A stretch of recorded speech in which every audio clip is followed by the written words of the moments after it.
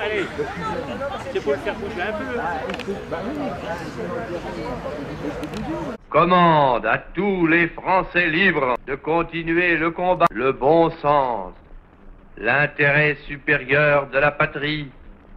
Commande à tous les Français libres de continuer le combat, là où ils seront et comme ils pourront. Il est par conséquent nécessaire de grouper partout où cela se peut une force française aussi grande que possible. Tout ce qui peut être réuni en fait d'éléments militaires français et de capacités françaises de production d'armement doit être organisé partout où il y en a. Moi, général de Gaulle, j'entreprends ici, en Angleterre, cette tâche nationale. J'invite tous les militaires français des armées de terre, de mer et de l'air. J'invite les ingénieurs et les ouvriers français spécialistes de l'armement qui se trouvent en territoire britannique ou qui pourraient y parvenir à se réunir à moi. J'invite les chefs, les soldats, les marins, les aviateurs des forces françaises de terre, de mer, de l'air, où qu'ils se trouvent actuellement, à se mettre en rapport avec moi. J'invite tous les Français qui veulent rester libres à m'écouter et à me suivre. Vive la France, libre dans l'honneur et dans l'indépendance.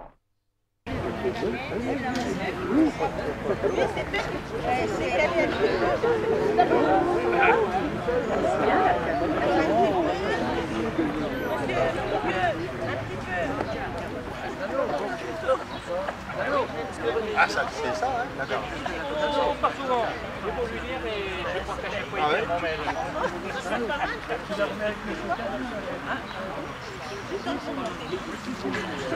Ouais, si, allez, viens. Oui, allez, ah, mais bon, tiens. Ah non, je viens Quand même.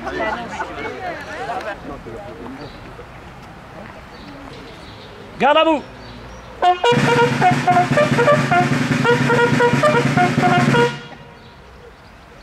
Ce 18 juin 2023, nous commémorons l'appel historique du général de Gaulle. 18 juin 1940, dans la déroute, dans le désastre, dans la panique, soudain, depuis Londres, une voix s'élève, un Français parle au Français. En moins de 400 mots irrévocables, dans une étincelle qui deviendra flamme, puis embrasement, il appelait les Français, terrassés par l'effondrement devant l'agresseur nazi, à ne pas renoncer à l'espérance. Pour les porte-drapeaux, repos.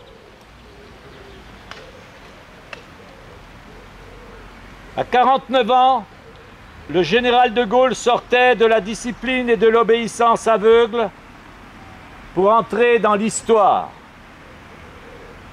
Seul et démuni de tout, sans armée, sans compagnon ou presque, arrivé la veille comme un naufragé de la désolation sur les rivages de l'Angleterre, il sait qu'il faut continuer la lutte à tout prix pour qu'au jour de la victoire, la France ne soit pas ce pays vaincu de juin 1940. La première chose à faire était de hisser les couleurs. La radio, pour cela, était l'idéal. Ne sachant rien des hésitations du gouvernement britannique qui aurait pu lui faire rater son rendez-vous avec le destin de la France, mais certain pourtant de l'appui de Winston Churchill, il rédige alors son allocution. En moins de 400 mots ciselés, il s'adresse aux sentiments des Français comme à leur raison. Le diagnostic est lucide, la prédiction raisonnée, l'appel pressant, le message sans équivoque. Quoi qu'il arrive, la flamme de la résistance française ne doit pas s'éteindre et ne s'éteindra pas. Sans doute, bien peu de Français l'entendirent ce 18 juin. Mais le lendemain, comme ce jour-là, le général parlerait à la radio de Londres, faisant de ces ondes, même interdites par Vichy, même brouillées par l'ennemi, les fils qui rattacheraient les Français libres aux Français occupés, qui uniraient les résistants à la France et à la République, qui, hors du sol national, se maintenaient. Très vite aussi, les échos de l'appel du 18 juin servirent de point de ralliement à ceux qui étaient déjà entrés dans la voie de la résistance ou s'apprêtaient à le faire, parfois sans l'avoir attendu, parfois sans l'avoir entendu, alors que tant d'autres entraient dans la voie de la collaboration. Les couleurs hissées, il fallait saisir l'épée, faire que la France et des Français prennent part à la lutte mondiale qui continuait. Ce fut fait. Et il fallait que ce général inconnu soit reconnu comme le chef d'une France en exil, mais combattante et libre. En moins de 400 mots inoubliables, nourris d'une certaine idée de la France, de beaucoup de courage et d'obstination, de beaucoup de clairvoyance aussi, une page lumineuse de l'histoire de notre nation s'écrivait au milieu de tant d'ombres.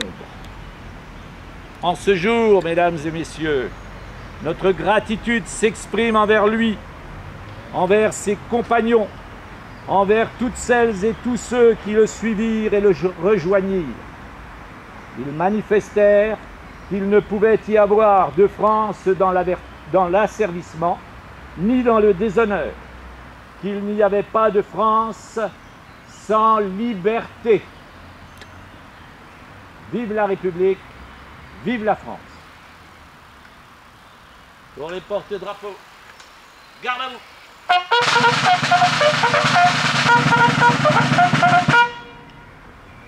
En ce jour, notre gratitude s'exprime envers lui, ce général quasiment invisible qui de l'ombre a su galvaniser les énergies pour libérer notre pays. La tradition veut que les fleurs remplacent bien des mots, bien des pensées, bien des souvenirs. C'est pourquoi nous allons procéder au dépôt des gerbes.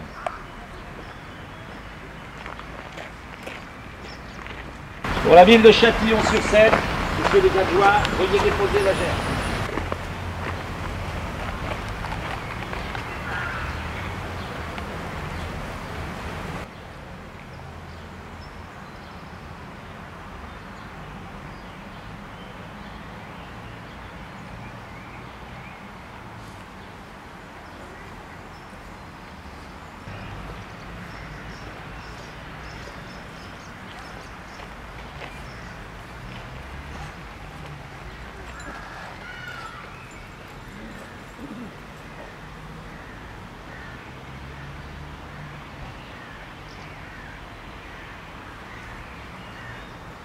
Général de Gaulle, toujours présent aux commémorations à Colombey-les-Deux-Églises, veuillez déposer votre gerbe.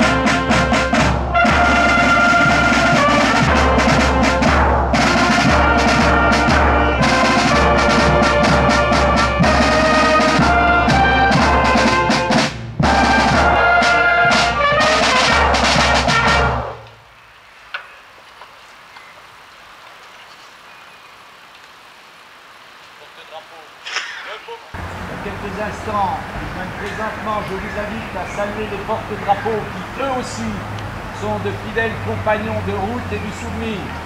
Mesdames, Messieurs les porte-drapeaux, mes félicitations vont aussi vers vous. Et vous tous, Mesdames et Messieurs, public chéri, j'ai envie de dire, Mesdames, Messieurs les conseillers, les officiels, Monsieur le député Franck, qui représente la gendarmerie, toujours présente aussi à toutes les cérémonies, je vous remercie pour votre présence qui montre combien le souvenir est encore vivant. Et je vois de la jeunesse qui nous réjouit encore plus. Voilà, Mesdames et Messieurs, je vous souhaite une très belle journée. Repartez heureux, vous avez fait votre devoir et il est magnifique. C'est un ancien instituteur qui vous le dit. Donc vous avez un très beau 10 sur 10.